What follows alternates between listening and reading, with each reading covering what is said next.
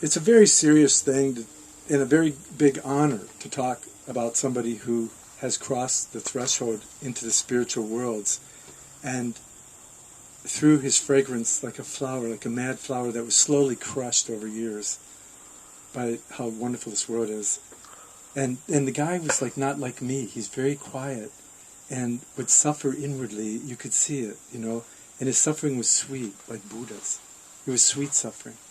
And he was so madly in love with his wife, in a way that wasn't ostentatious. And I'm probably the worst person to ever talk about him, because I'm totally not afraid to be an ego or a not ego. And he was selfless in a way that I don't really understand. And I'm sure that by the time I die, I could probably say honestly that I don't understand any of you.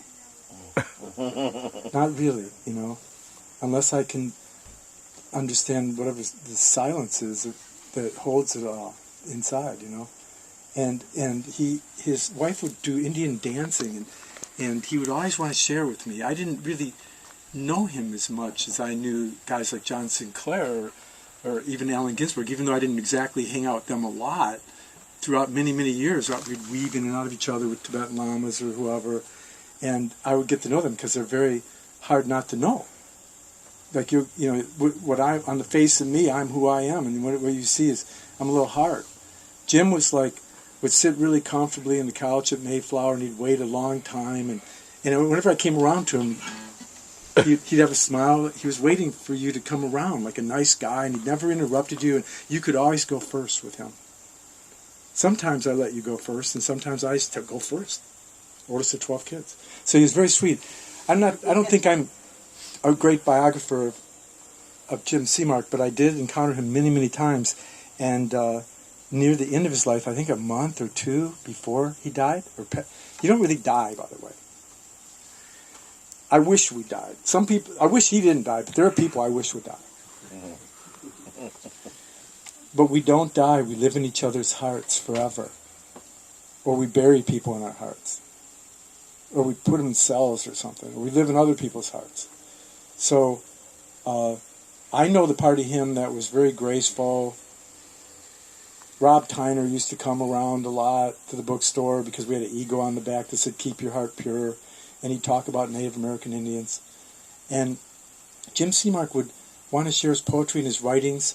He'd always ask if I'd seen Howard recently. Everybody wants to know if they've seen Howard recently. Now, if I knew he was here, I would have advertised, "Want to see Howard? He's going to be there." And but we don't really die. I think we live in each other's hearts, and then maybe we also are all different kinds of flowers, and we throw off our fragrance and our sun. We sun each other and we weather each other. A lot of us are really weathering each other. And some of us even look like it. And we rain on each other, and we ground each other, and we flow each other, and all that kind of stuff.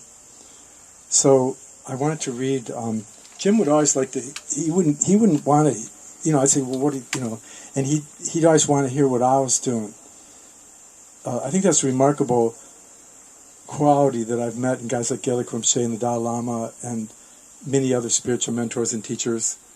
A little bit like the guy that runs this place, I mean, they're really interested in what you're doing.